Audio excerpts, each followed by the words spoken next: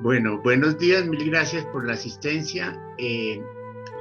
Como siempre, los temas que Fernando toca son unos temas en los cuales todos de una u otra manera compartimos nuestras experiencias y vamos a ver el de hoy hasta dónde llegamos. Fernando, mil gracias.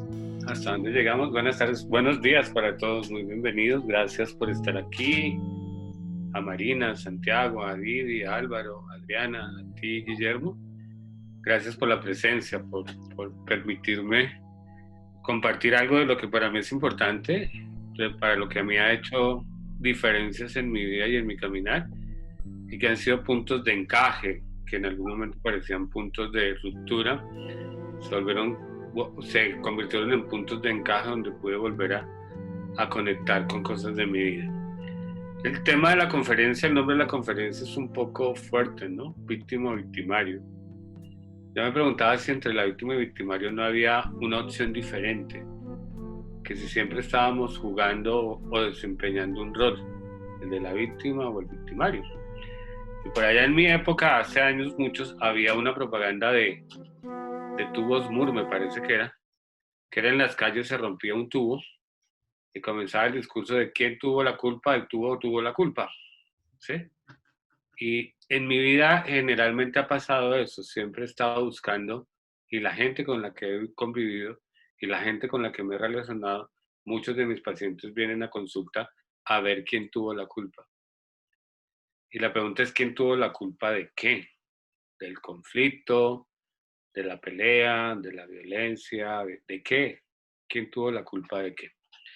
Por eso para mí es muy, muy importante reconocer que este es uno de los temas que más confluye en mi vida fuera de las adicciones, en la medida en que he vivido en un hogar conflictivo, con una familia conflictiva, en una ciudad como Bogotá que es supremamente conflictivo y en un país que lleva, por lo menos no recuerdo el primer día de mi vida en paz de los 55, 56 años que ya tengo.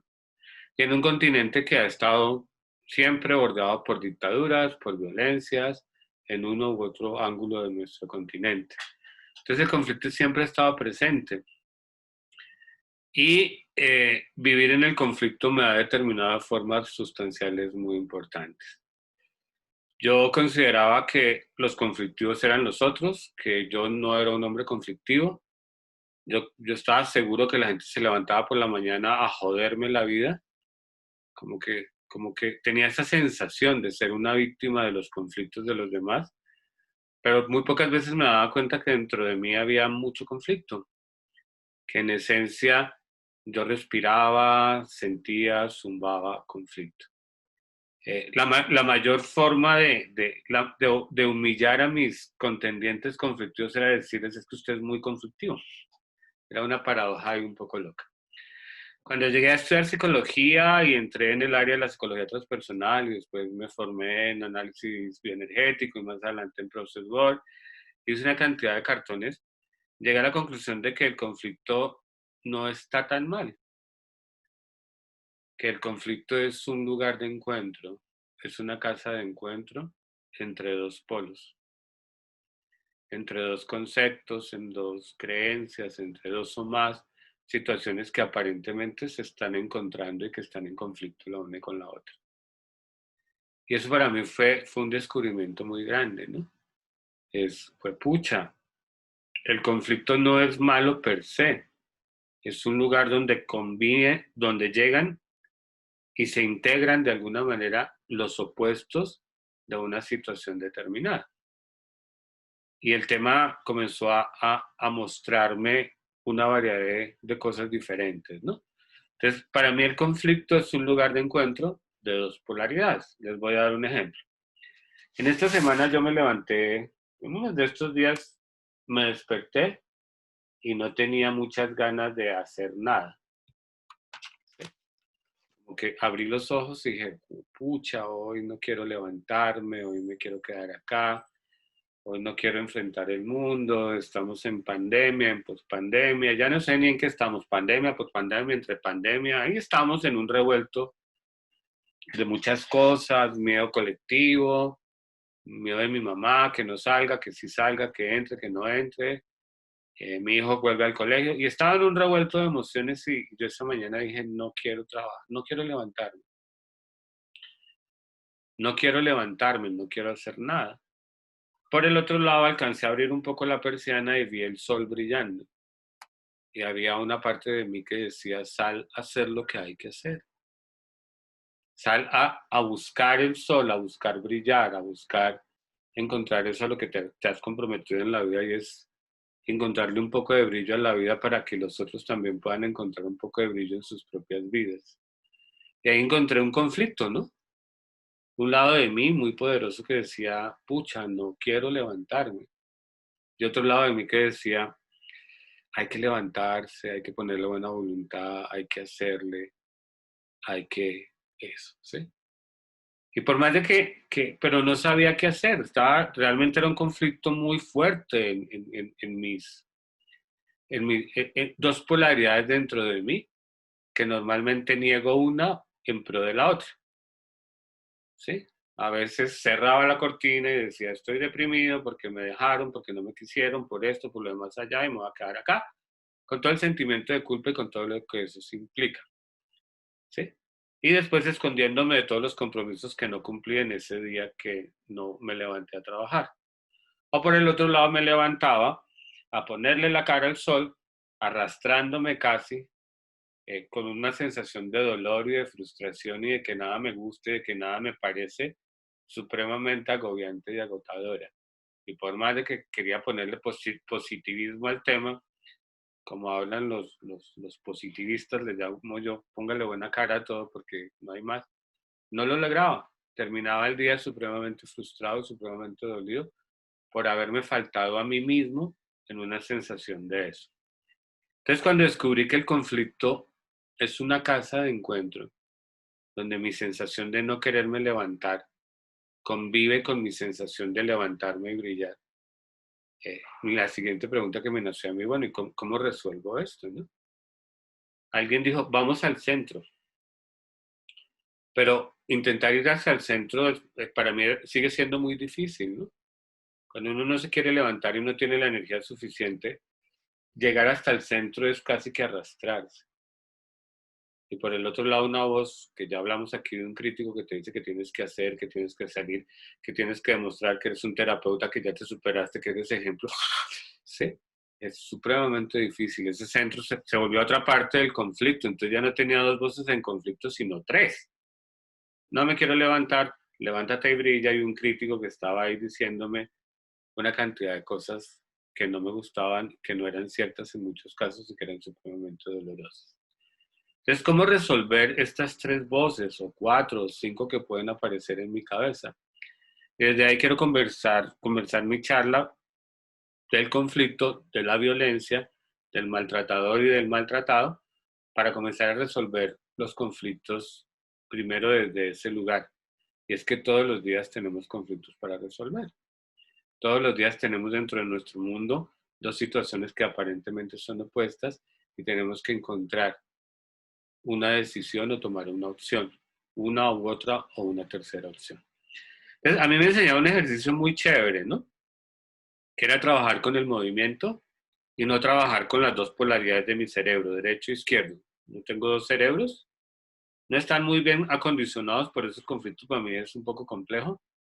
No están muy bien coordinados, entonces son duales. Y el uno piensa una vaina y el otro piensa otra vaina, y el uno se quiere imponer y el otro también se quiere imponer.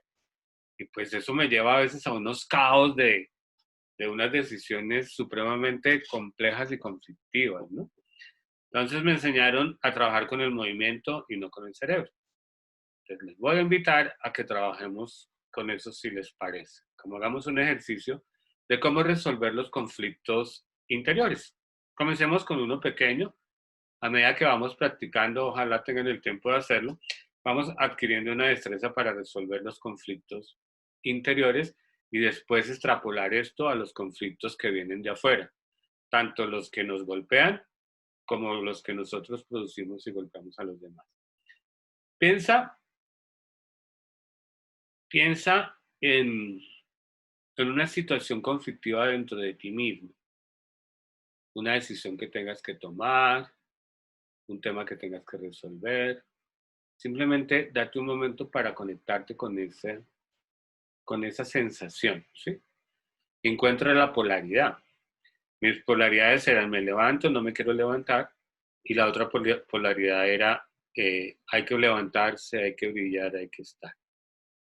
Encuentra una situación dentro de ti, conocida, que no sea muy complicada, si quieres, pues como para no generar una apertura, pero si llega a pasar, simplemente lo trabajamos y lo vamos trabajando de alguna manera. Entonces, la invitación es a conéctate con ese lado tuyo que tiene más fuerza en esta dualidad. ¿Cuál es? Cualquiera que sea. A mí me gusta y lo pido casi siempre que si quieren prender el video me ayudaría mucho, ¿no? Ver nombres me parece interesantísimo, pero ver las caras me encanta, porque esto es un ejercicio de contacto. Y si bien no tenemos un contacto físico, me parece que a veces el contacto visual ayuda un poco. Y sobre todo en este tema que se vuelve un poco complejo. Gracias por aquellos que se atreven a mostrarse y a dejarse ver. Y gracias también a los que no quieren dejarse ver, que es otro lugar también muy respetuoso de estas polaridades. Entonces sigo con el ejercicio y es, encuentra ese lado de una decisión o de una polaridad dentro de ti que te genere conflicto.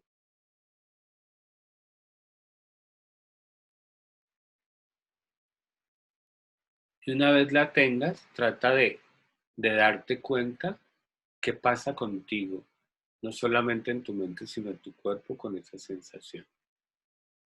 Pues cuando yo estaba en esta sensación de no querer levantarme, mi cuerpo se encogía, se metía entre sí, se apretaba, no quería salir de ese lugar.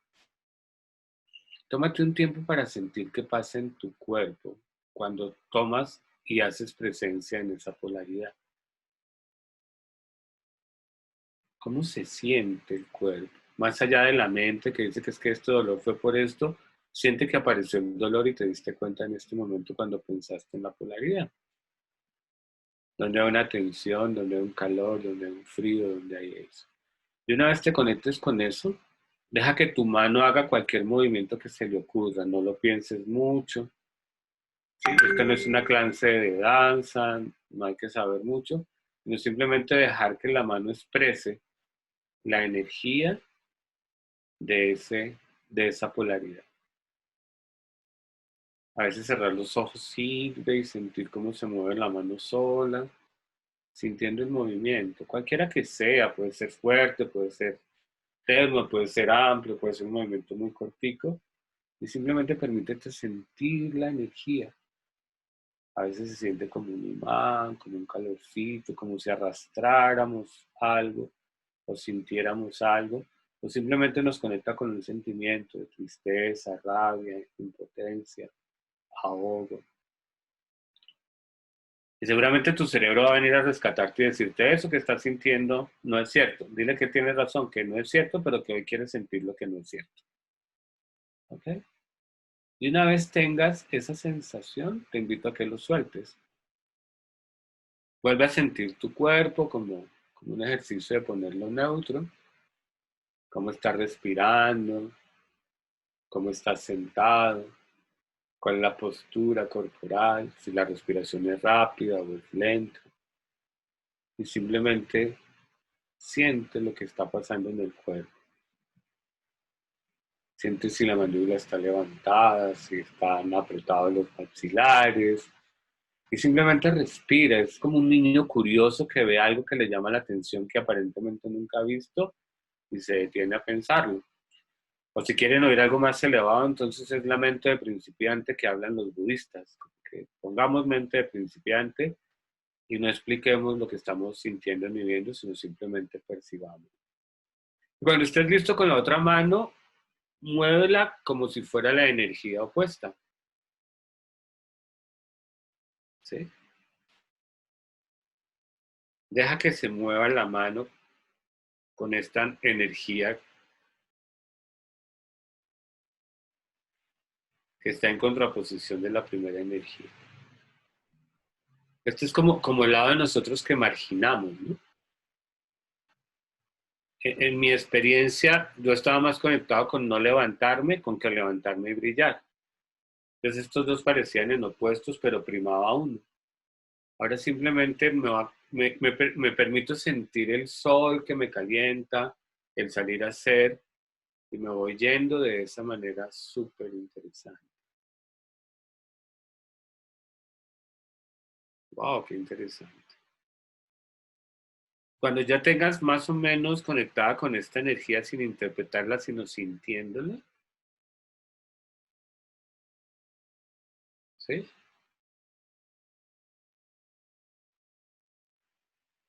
Te invito a que sueltes los brazos, respires, coloques los pies en el piso sintiendo que estás conectado con la tierra.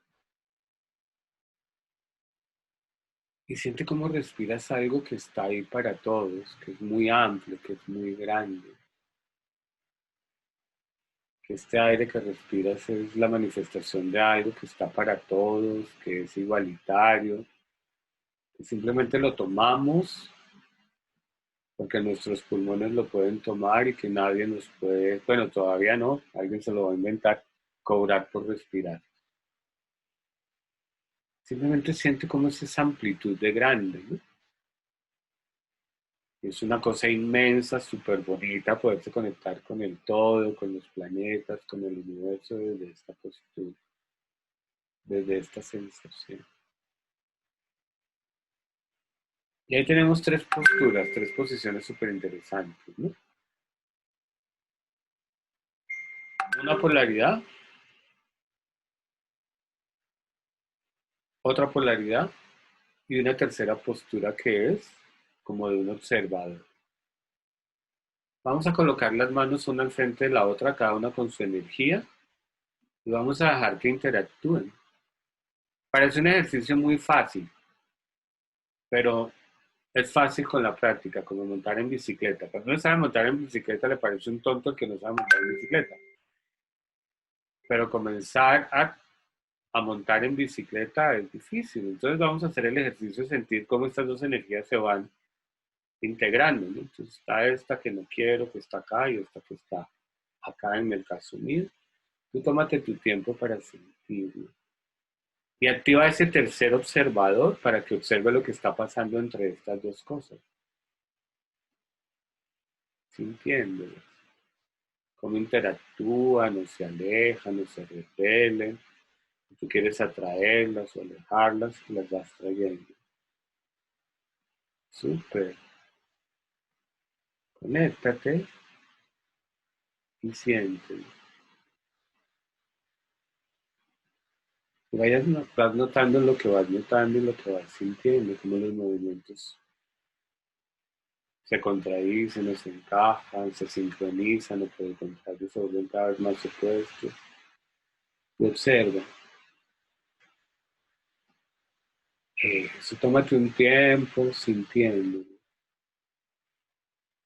Y esta es una forma muy, muy bonita para poder resolver los conflictos interiores, que van desde decisiones tan sencillas como me levanto, no me levanto, hasta sigo viviendo en pareja o definitivamente me separo.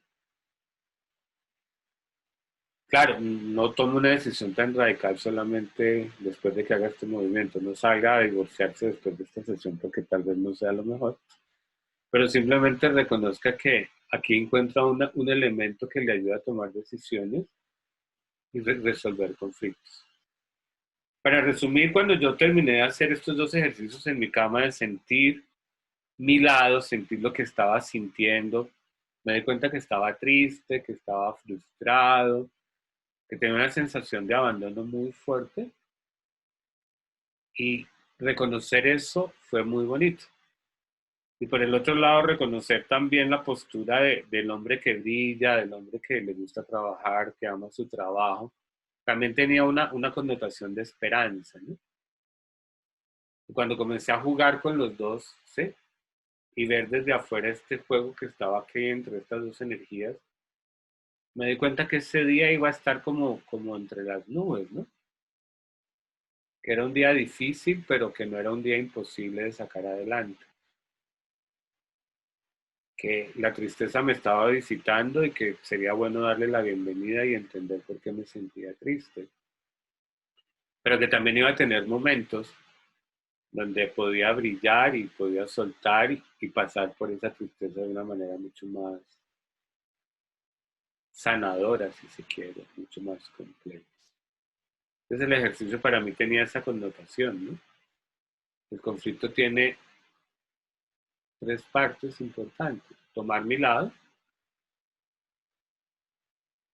defenderlo, darme cuenta, sentirlo, no negarlo, sentir mis emociones en ese lado, y por el otro lado tomar el lado de mi oponente, poderme parar, lo llaman poderme parar en los zapatos del otro, temas bien difíciles en nuestra cultura, o por lo menos para mí ha sido todo un proceso de humildad, porque como le digo, vengo de una familia muy conflictiva donde había que negar una cantidad de sentimientos y negar sensibilidades para poder sobrevivir en esos ambientes con los cuales no siento que haya culpables, pero me tocó vivir.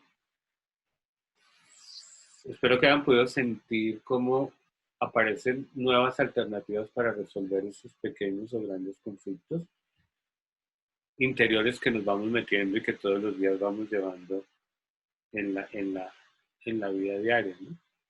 Sentir el contacto de lo que yo traigo al conflicto, de lo que yo tengo, de lo que yo siento, de la forma como me afecta, poder experimentarlo y poderlo expresar, a veces en este caso con movimiento, con energía, y poder después pasar al otro lugar y ver qué es lo que trae el otro al conflicto, qué es lo que lo aqueja, qué es lo que lo molesta, qué es lo que le duele, qué es lo que para él es importante.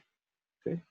Y un tercer observador, que se llama metaobservador, o yo lo pongo observador, que también viene como un poco de muchas prácticas de meditación y de prácticas de crecimiento personal, de poder observar sin juicios esta situación que está pasando entre estos dos opuestos, en esta situación conflictiva y absolutamente difícil.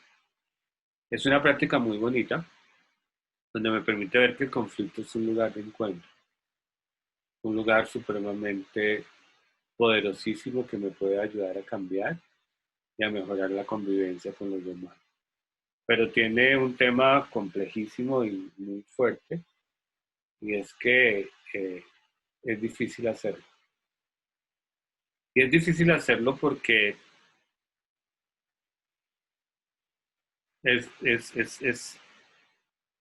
nosotros a lo largo de la vida hemos tenido que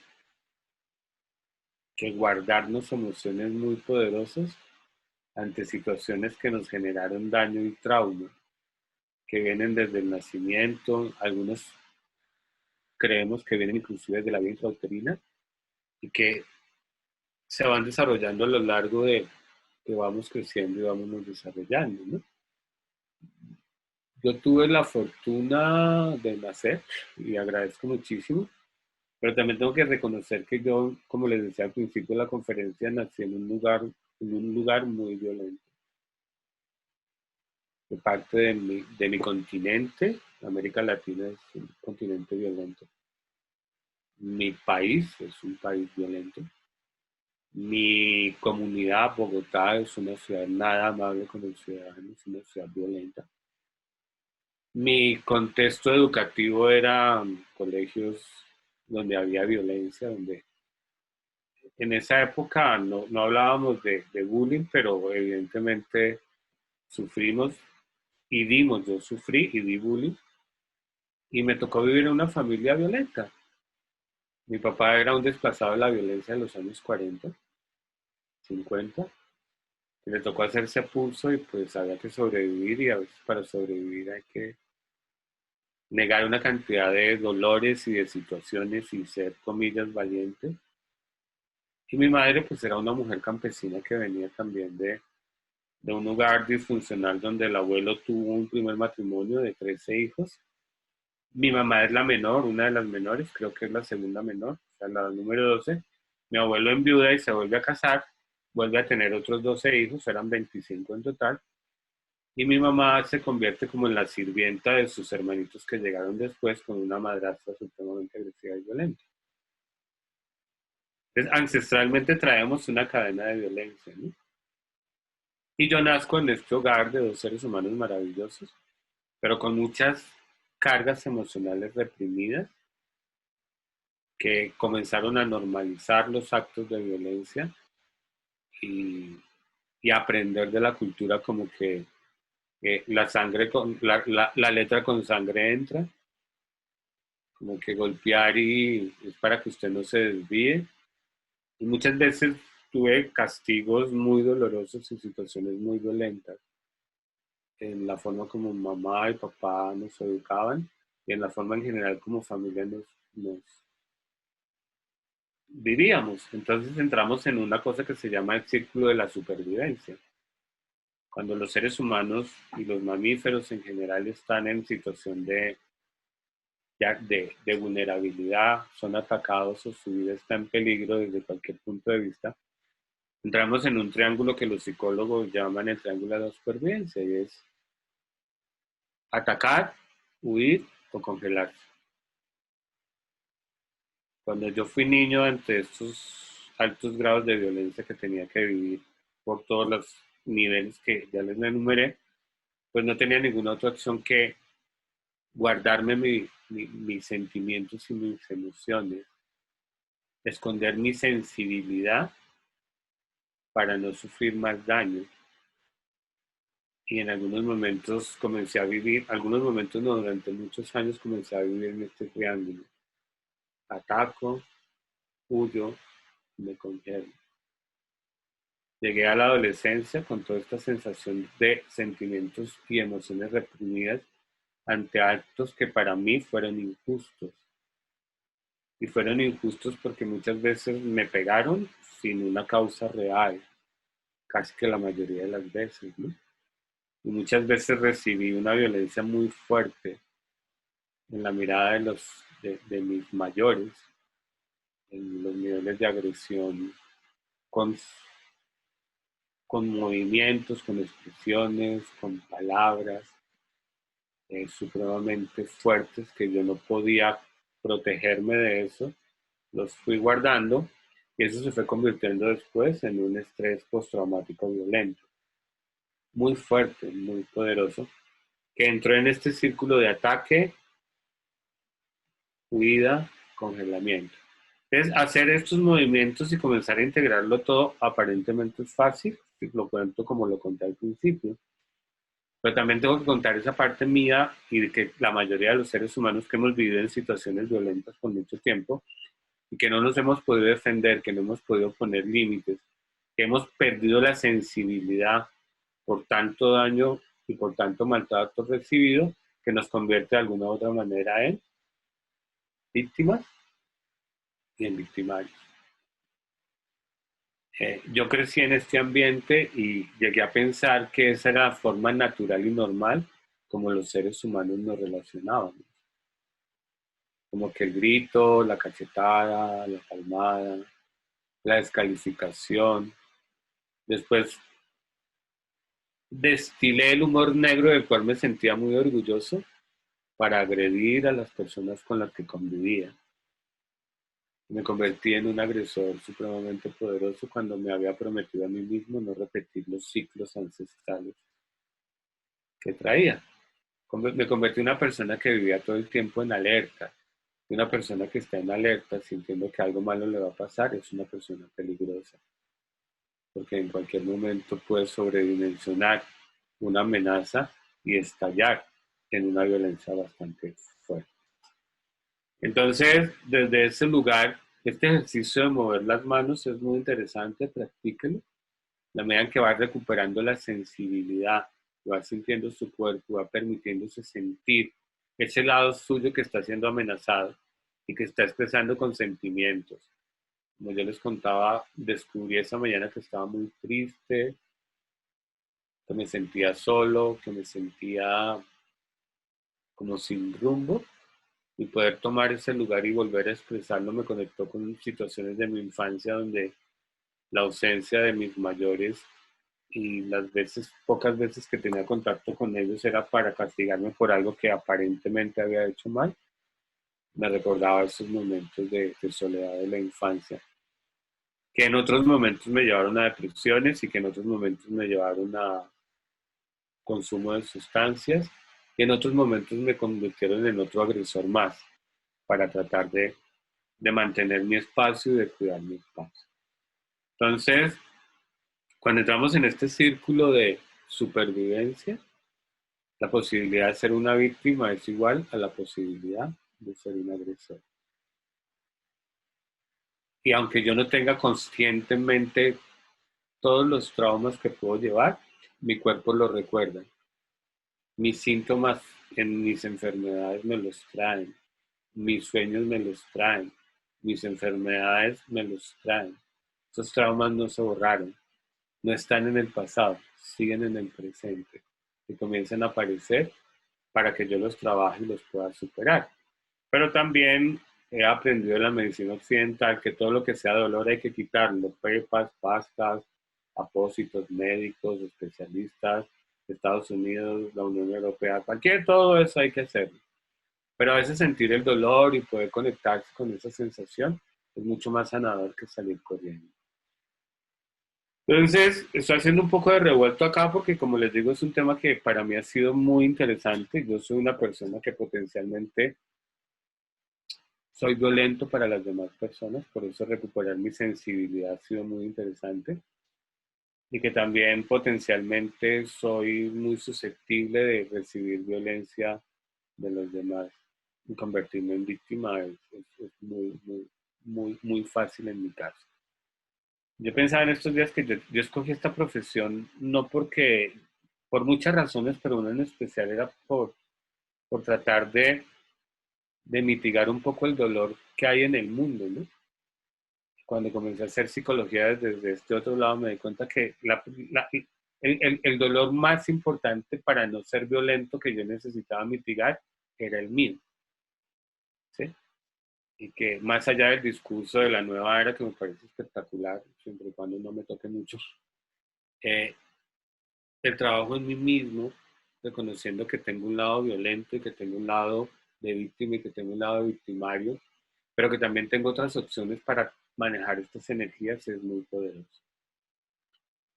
Entonces, necesito salir del círculo de la violencia, del círculo del maltrato, necesito dejar de huir, necesito dejar de pelear y necesito dejar de congelarme como un mecanismo de respuesta a cualquier estímulo que mi sensibilidad percibe como amenazante. Necesito dejar de vivir en alerta, porque como digo, cualquier persona que vive en alerta es potencialmente peligrosa. Necesito vivir de una manera diferente. Y si a eso le sumo que la violencia como tal está muy marginada, yo puedo preguntarle a 18 de mis pacientes si son violentos en una relación y generalmente me dicen que ellos no, pero que los otros sí. Yo trabajo con parejas y a veces con actos de violencia muy fuertes, muy poderosos, que yo simplemente me erizo y digo, pucha, ¿qué nos pasó? ¿Qué grado de insensibilidad tenemos que estamos llegando a estos lugares de violencia tan poderosa?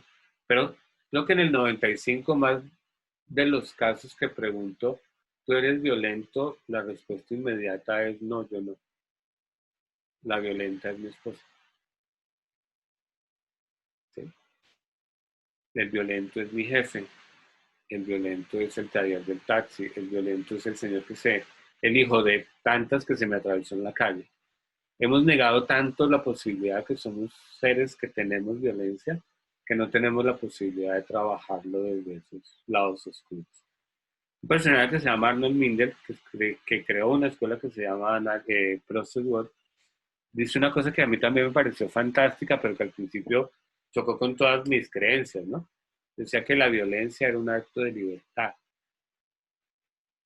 Yo me cogía la cabeza y decía, este man está loco. La violencia no es un acto de libertad, la violencia es un acto de lo contrario. La violencia nos esclaviza, la violencia nos ata, la violencia nos hace inhumanos. Pero él lo ponía en un contexto muy interesante y decía que las emociones y los sentimientos son energía. Y que cuando hemos vivido en hogares y en ciudades y en pueblos y en comunidades y en países y en continentes violentos, nos ha tocado reprimir esa energía, esa fuerza. Y que la única opción que teníamos para sobrevivir era que saliera en forma violenta para podernos liberar de todas las cosas que no hemos podido expresar, de todos los traumas que llevamos por dentro que se convirtieron en post-traumas que nos visitan en sueños, en enfermedades, en síntomas, en problemas de relación, en problemas con el mundo. Él dice que la violencia es un acto extremo de una fuerza interior que está reprimida y que necesita ser expresada. Y visto desde ese lugar, a mí no quiero ir en contra de las creencias de cada cual, las respeto, no me ha faltado. Me pareció interesante, ¿no? Me pareció interesante dejar salir mi fuerza, dejar salir esa fuerza, que yo pensaba que salía de maneras violentas, ¿no? Como que yo tenía picos de agresividad en mis relaciones, pero en general mi violencia era muy terrorista. Yo en esencia soy un terrorista chiquito. Tengo una gran capacidad de encontrar lo que le molesta a mi agresor, construir un plan para hacerlo sentir y para dañarlo y llevar a cabo ese plan. Y si no, pregúntele a la mamá de mi hijo, mi excompañero. ¿Sí? O si no, pregúntele a algunos de los jefes cuando tuve jefes. Tengo esa capacidad de la violencia dirigida, de la violencia centrada, ¿no? Posiblemente nunca me vean de mal genio, así como tan de mal genio, a no ser que sea algo que realmente toque una fibra importante, pues desde mi punto de vista, no necesariamente eso, pero mi forma de expresar mis sentimientos reprimidos es supremamente calculada y dirigida, ¿no? Alguna vez un terapeuta me dijo que yo era pasivo-agresivo. Y pues realmente no sé si soy pasivo-agresivo, pero sí tengo esa posibilidad de dosificar y de maltratar y de dañar a las personas con pequeñas dosis de violencia en situaciones cotidianas del día a día, donde mi rango, o sea, mi sensación de privilegios y de poder es un poco más alto. Yo por esencia, por las situaciones conflictivas en las que me tocó vivir, desarrollé esta forma de violencia. Conozco a otras personas que sí consideramos violentas, pero no son más violentas ni menos violentas que yo. Simplemente son como yo, personas que simplemente expresan su fuerza de una forma descontrolada, que son los que se ponen iracundos y pelean con el cajero y patean y se exponen a que les peguen un tiro, una puñalada en la vía pública. Son esos seres que a veces les tenemos miedo de preguntarles algo, porque pueden estallar en una situación violenta muy fuerte. Eh, He aprendido y enseño a las personas que trabajan conmigo ejercicios corporales para liberar estos grados tan fuertes, para liberar esta fuerza. Esta fuerza tiene una dirección, esta fuerza tiene un movimiento, esta fuerza tiene una cadencia. Y cuando esta fuerza violenta, comillas, es canalizada y es usada adecuadamente, produce cambios interesantes en mi vida y en la vida de los que me rodean. Cuando yo puedo utilizar esta fuerza para no estar alerta, para no estar a la defensa, para no sentir que soy sujeto de daño en cualquier momento, mi vida se vuelve mucho más tranquila y se vuelve mucho más serena. ¿Sí? Cuando yo soy capaz de encontrar una forma de que esta fuerza se exprese, descubro una cantidad de dones y de talentos míos que antes no tenía ni idea de que existían. Y por eso me parece súper interesante hablar desde la violencia, desde esta óptica, ¿no?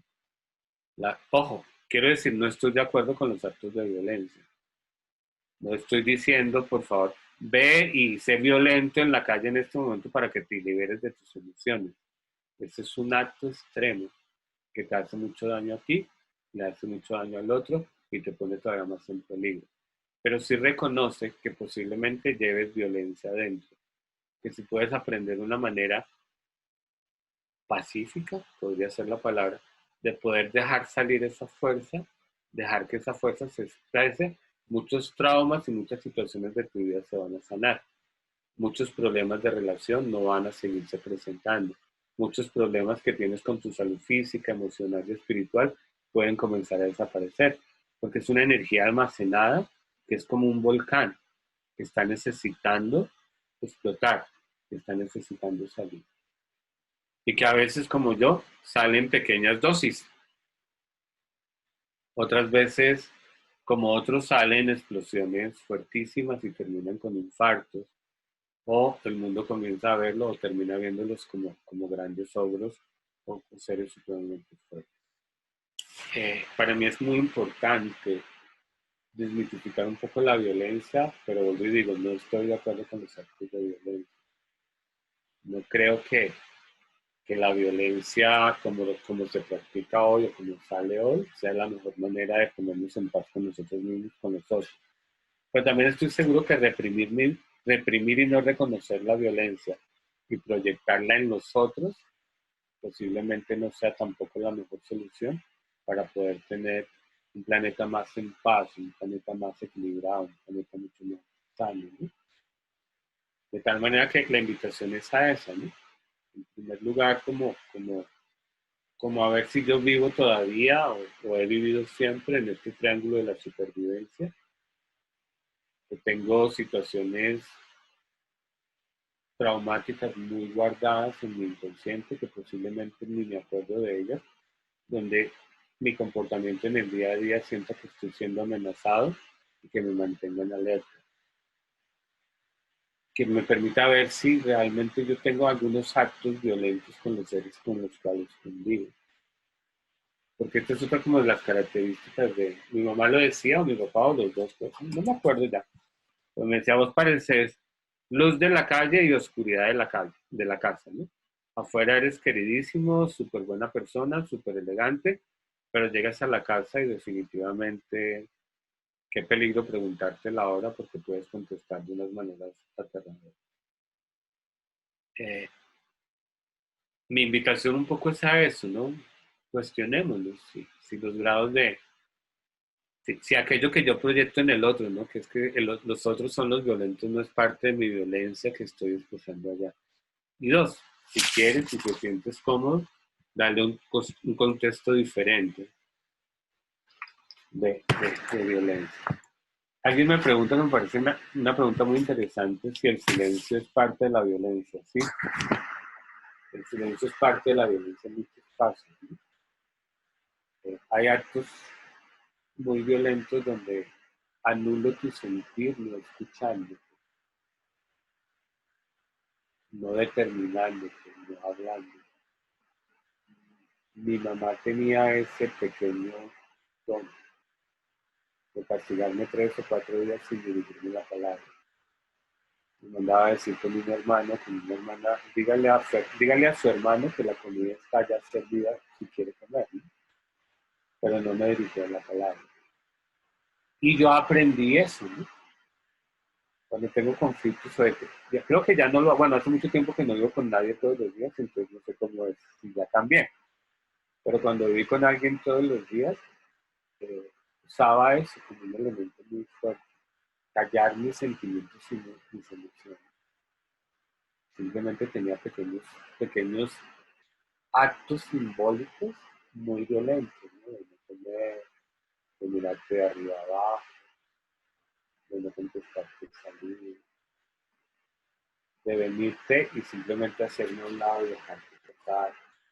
Pues toda mi violencia, como les digo, estaba dosificada en pequeños actos corporales y en pequeños gestos, ¿no? Y este es un tema que es muy fuerte porque Los dos lados utilizan el silencio como un mecanismo de venganza. Y lo peor del conflicto es cuando se escala la violencia y después se convierte en actos de venganza. Nos convertimos, o yo me convierto en un terrorista colocando bombas, que generalmente me estallan en las caras y después me pregunto que por qué me pasan estas cosas a mí. Entonces, sin alargar mucho el tema, mi invitación es a trabajar un poquitico en cómo resuelvo los conflictos y tenemos este ejercicio de las manos. Y creo que alcanzamos y tenemos 10 minutos para hacer otro ejercicio para ver cómo trabajamos con los conflictos con los seres queridos, ¿sí? Con las personas importantes. Si les parece, no, sería interesante, o si quieren preguntar cosas, sería también súper chévere conocer sus preguntas. A veces como que me limito a entregar una cantidad de información y no doy tiempo a que pregunten. Si hay preguntas sobre cosas que les han pasado a los vecinos, porque aquí es como cuando uno va al colegio anónimos a preguntar cómo se deja de ver que no es para mí, sino para un hermano, para un vecino, para un novio, pero no es para mí. Aquí lo pueden hacer con la misma libertad. Yo sé que es para el vecino, para otra persona, que quieres preguntar algo. Es un tema intimidante, es un tema donde quiero construir un espacio seguro para, para podernos conectar con eso, porque hemos llegado a lugares de polarización donde comenzamos a normalizarlos. En mi casa es muy común ir a almorzar a la casa de la mamá y comenzar a hablar, a echar chistes negros y a reírnos de la forma como se viste el otro, de la forma como camina, de la forma como hace, de lo que dijo, de lo que no hace. Y terminamos recordando situaciones del pasado que en su momento fueron muy dolorosas, donde las utilizamos para humillarnos a nosotros. Son, son actos muy fuertes, ¿no? Entonces, cuando alguien pone un límite y dice no quiero más este tipo de diálogos, aparece la voz de la mayoría diciendo eh, eres, pero ahora qué vamos a hacer con la nena tan hipersensible, pues ya ni le podemos hablar porque mire pues cómo se volvió, ¿no? Estos actos de vivir en situaciones violentas nos ha llevado a que normalicemos la violencia, de educar a nuestros hijos desde lugares violentos solo que sean mis padres, no porque sean malas personas, ni siquiera porque su esencia sea violenta, sino porque se normalizaron los actos de violencia para educar, para que seamos buenas personas y para que no nos perdamos. Son actos muy dolorosos y muy difíciles. Por aquí ya había otra pregunta, ¿cómo manejamos cuando una persona te deja de hablar? Tú le preguntas cómo te sientes, qué piensas, qué quiere hablar y se queda mirando en silencio. Esta es una pregunta amplia, es una pregunta súper interesante porque hay como, es que hay tanto de hablar con esto que me gustaría más como que me preguntaran, con esto yo lo desarrollo desde otro lugar, ¿no? Eh, en el trabajo para resolver los conflictos con otra persona hay 4 fases. Voy a explicarlo rápidamente para ver si lo podemos entender. Cuando entramos en una relación, entramos como en el momento de, ¿cómo se llama? La luna de miel. Entro a un trabajo nuevo y como que toda escoba nueva barre, conozco una persona nueva, me parece maravillosa, me novio con alguien, me parece maravilloso, me encuentro con Guillermo, mientras estemos hablando aquí por esta cosa, somos 2 seres maravillosos, nos entendemos y hasta proyectos juntos podemos plantear. Pero después comenzamos a darnos cuenta que hay cosas que a Guillermo no le gustan de mí. Dice, bueno, pero es que es un buen conferencista y como que, bueno, eso es lo que yo creo. Y como que, no, pues no es tan grave, ¿no? Entramos en la segunda etapa. Dejamos el enamoramiento y entramos en un proceso de vivir la realidad. Fernando tiene ciertas cosas que a Guillermo como que no le gustan, como que no van, pero ahí las vamos mejorando, ahí las vamos viendo. Y en algún momento escalamos al tercer nivel y es donde Guillermo quiere hacerme un reclamo a mí. Decirme, oye, yo te contraté o te pedí que hiciera esto, pero siempre llegas tarde, o me incumples, o me cambias las horas, o como la última vez que no le mandé, que era de lo que íbamos a hablar, ni el título ni nada, y el pobre Guillermo con todo ahí necesitado para hacer. Entonces, Esos son tres lugares, tres fases del conflicto. No tenemos conflicto, estamos viviendo bien, no pasa nada que te tires un peo, para mí no es importante. En una fase del conflicto ya el peo como que comienza a molestarme, pero todavía como que no es tan fuerte, como que no es tan grave. Y en tercera ya como que un pedo vaya y venga, pero 2 o 3 al día ya me está molestando, ya necesito reclamarte, ya necesito decir. A resolver un conflicto necesita que seamos conscientes de las fases donde está nuestro oponente. ¿Sí?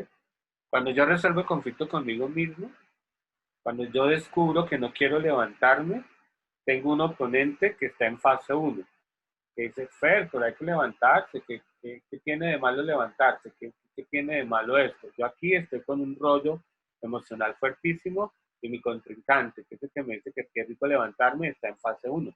Él ve el mundo absolutamente bello. Si yo no respeto esa fase donde está mi contrincante, termino siendo agresor del otro. No respeto sus límites.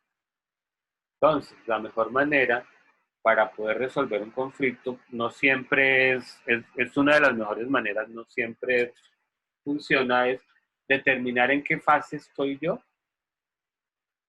y ver en qué fase está el otro y tomar la fase prestada del otro. Entonces, la mamá de mi hijo siempre quería resolver los conflictos cuando yo estaba viendo televisión. Y no es que esté bien, no, lo que pasa es que era mi refugio y ahí estaba como en fase 1. No quiero afrontar el conflicto que tú y yo tenemos. Me da miedo, no quiero vivirlo. Entonces prefiero botarme en la cama, poner las manos aquí atrás y mirar el televisor y rogarle al mundo que ni se te ocurra hablar del conflicto. ¿Sí? Y ella venía con toda su carga emocional, no se daba cuenta del límite corporal que yo estaba poniendo, que este no era el momento, que yo no quería, que no estaba dispuesto y que posiblemente no era porque fuera malo, sino porque no podía estar en ese momento. Ella no veía el límite de mi cuerpo. Yo posiblemente le decía, sí, hablemos, pero mis señales corporales y mis señales verbales estaban diciendo, no es el momento, yo aquí no estoy disponible para resolver. Entonces nunca pudimos comunicarnos adecuadamente porque siempre estábamos en fases diferentes. Un ejercicio para poder trabajar con eso es encontrar en qué fase estoy yo, en qué fase está el otro. El segundo paso, la segunda parte es darme cuenta qué es lo que yo traigo al conflicto, todas mis sensaciones, emociones y todo lo que tengo reprimido, y por el otro lado cambiar de lugar y ver qué es lo que el otro trae al conflicto. Y el cuarto lugar es poderme colocar en esta multiposición y ver todo lo que hay acá. ¿Sí? Hoy digo, si yo hace 7 años hubiera sabido de esto, tal vez hubiera salvado mi matrimonio, no tengo ni idea.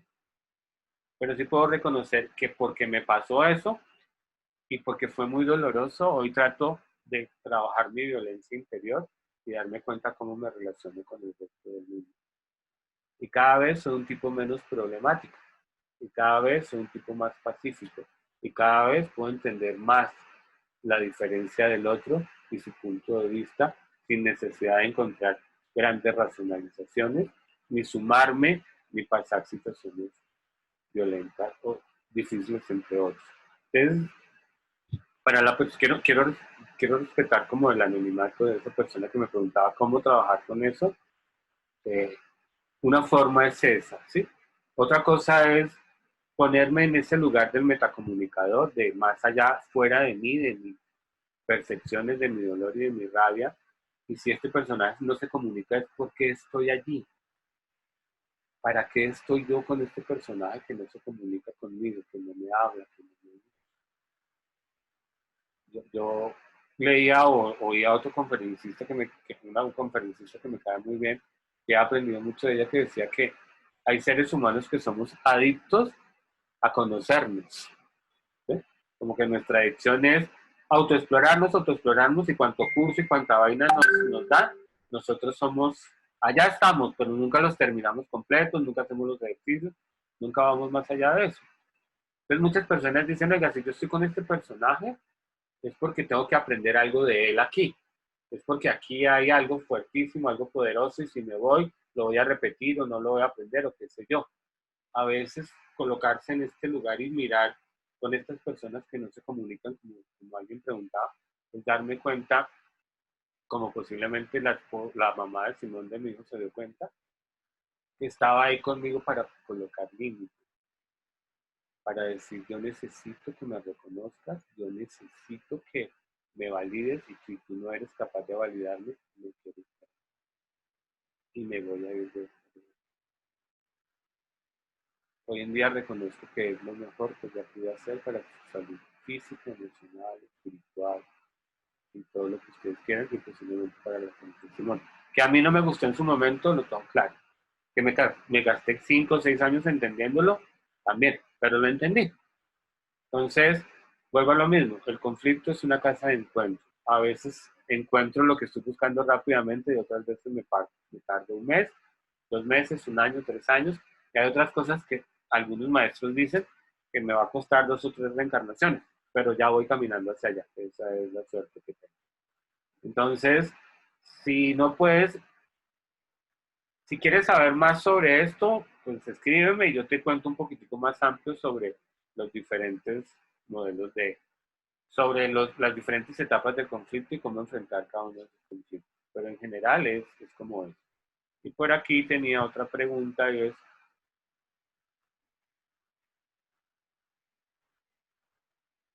Melinda tiene toda la razón, si el silencio es un bloqueo. En mi casa estaba prohibido hablar, ¿no? En mi casa se usaban dos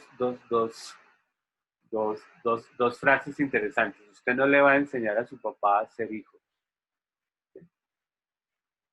Y la otra es, yo soy su mamá y siempre tengo la razón. Eran abusos de poder. Y para mí y para mis hermanos, creo, no puedo hablar con ellos, guardar silencio era más benéfico para no sufrir más maltrato que simplemente tratar de que nos reconocieran nuestros derechos. Y llegamos a situaciones de edad adulta donde decimos, es que a mí no me gusta el conflicto, y lo convertí como en una forma de ser mejor persona. Yo no soy conflictivo, no quiero el conflicto, pero en realidad estamos dejando situaciones sin sanar. Estamos retraumatizando situaciones dolorosas donde tenemos que aprender a colocar límites muy claros y muy específicos. ¿Cuáles son tus contactos? Mis contactos son somosbuentrato@gmail.com. Lo vamos a colocar acá. Y como siempre me pasa, yo me emociono y no veo el tiempo. Me parece súper interesante poder enseñarles el ejercicio que ahora es. Me pasé 5 minutos. Un ejercicio para trabajar con